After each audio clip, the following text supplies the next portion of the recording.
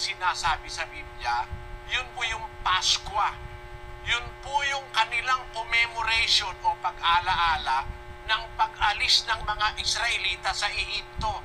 Yun po yung tinatawag na Paskwa ng Panginoon. Ang ibig sabihin po nun sa English, Passover. Kung saan yung gabi na yon, ang anghel na manlilipol lumagpas sa bawat bahay ng mga anak ng Diyos, mga Israelita. Hindi po sila namatayan. Kasi nung gabi na yon, lahat ng panganay sa Ehipto namatay. Pero yung mga panganay ng Israelita na lingkod ng Diyos, wala pong namatay. Nilagpasan sila ng anghel ng kamatayan. Kaya ang tawag po doon, Passover, na iti-translate na Paskwa o kapayapaan. Bawat bahay ng Ehipsyo may patay, magulo. Bawat bahay ng Israelita may kapayapaan dahil walang namatay. Iniligtas sila ng Diyos dun sa manlilipol ng mga panganay. Kaya tinawag po yan na Passover, na tinawag na Paskwa. Na yung Paskwa na yun ang tinawag nilang Pasko. Ginawa nilang December 25. Samantalang ang Paskwa sa Biblia, hindi po December. Ang Paskwa po, Marso o Abril. Doon pumapatak ang Paskwa. Yan po'y ginaganap ayon sa kalendaryong Hebreo sa buwan ng Nisan, sa ika-14 ng buwan, ng ika-15 ng buwan, unang buwan ng kalendaryong Hebreo, pumapatak po yan sa kalendaryong Romano na Marso o Abril. Kaya magandang araw po sa inyong lahat. Kapayapaan po ang sumaatin, mga kapatid, at kung sino pa man ang mga kinauukulan at ang aking kuya, ay sana po'y akin lamang idinugtong ang paliwanag ng kapatid na Eli dito sa aking ipapaliwanag patungkol ito doon sa kapanganakan ng ating Panginoong Jesucristo. Kasi kung ating pababayaan lang ito, ito'y aking maipaliwanag ng maayos, sana'y maging kalugod-lugod sa mga hindi pa nakaanib sa atin. Kasi ito ay bagamat ito ay kaunting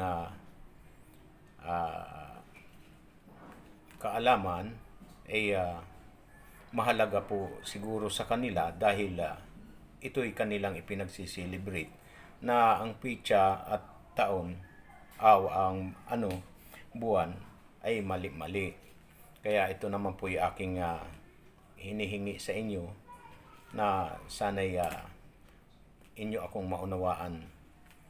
Ngayon, doon sa sinasabi ng kapatid na Eli na Nisan o Marso o Abril, ito po yun. Ang buwan na yan ay naghahati sa Nisan, ang Abril at saka yung Nisan, at saka yung Iyar.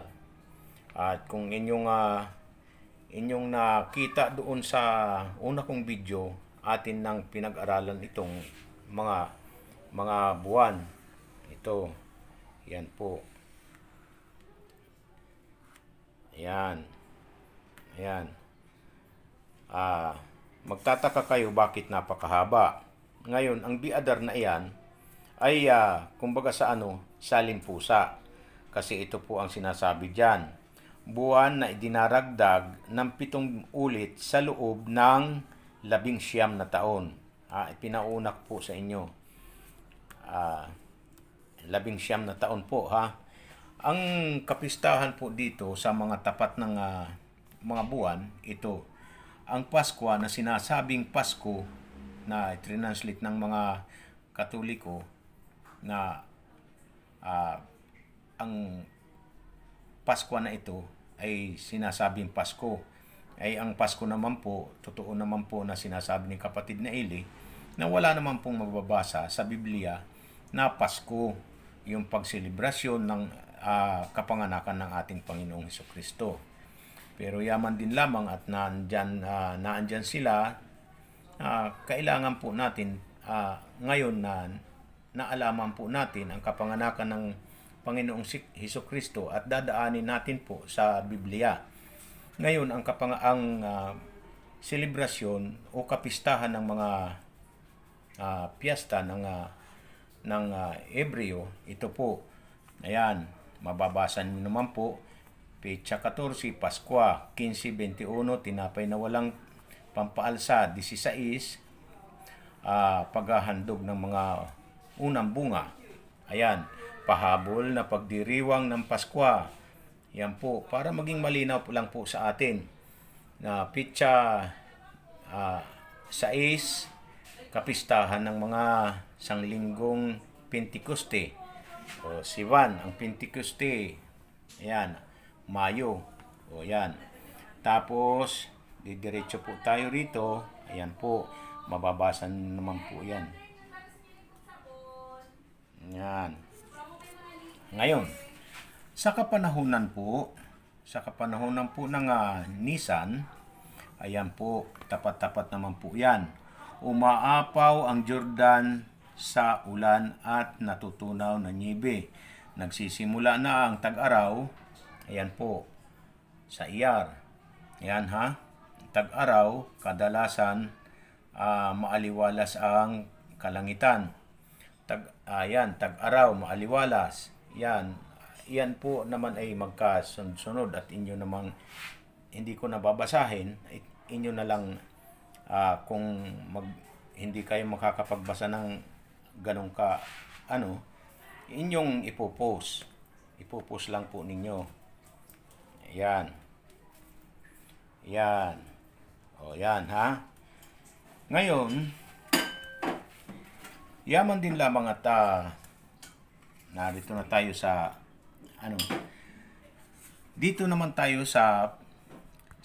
dito sa sinasabi ng Augusto Cesar sa buwan na ito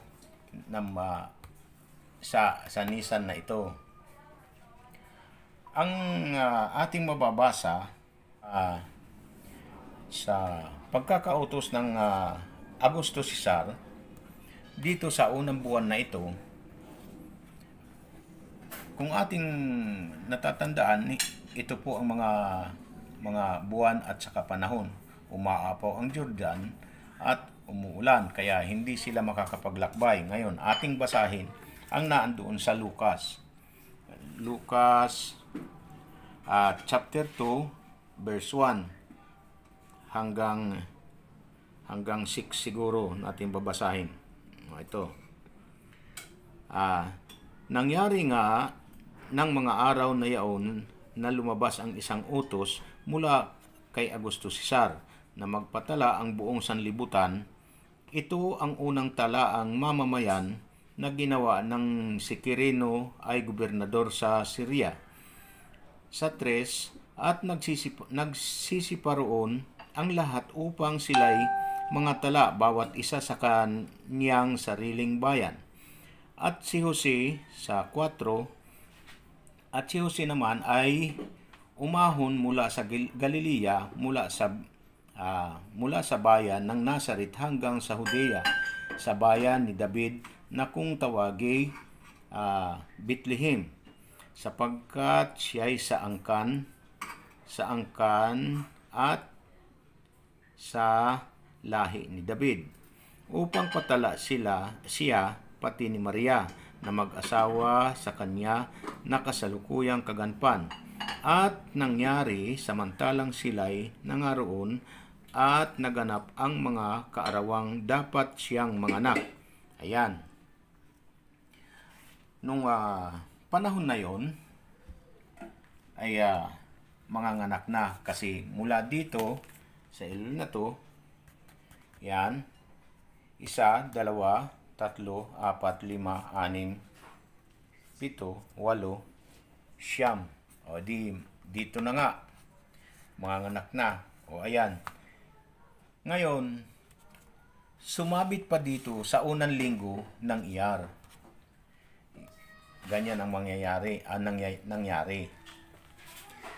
Kung ating bibilangin dito sa pitsa nila, ayan, 29, 30, palit-palitan lang po yan.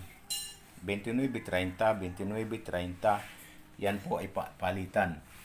Ang kwintada ko po rito ay umabot hanggang sa kapanganakan ng 271. At kung inyo po itong susubaybayan, ito'y may part 2 po kasi hindi kinakaya ng aking cellphone. Cellphone lang naman ang pinang i-edit ko rito, hindi laptop.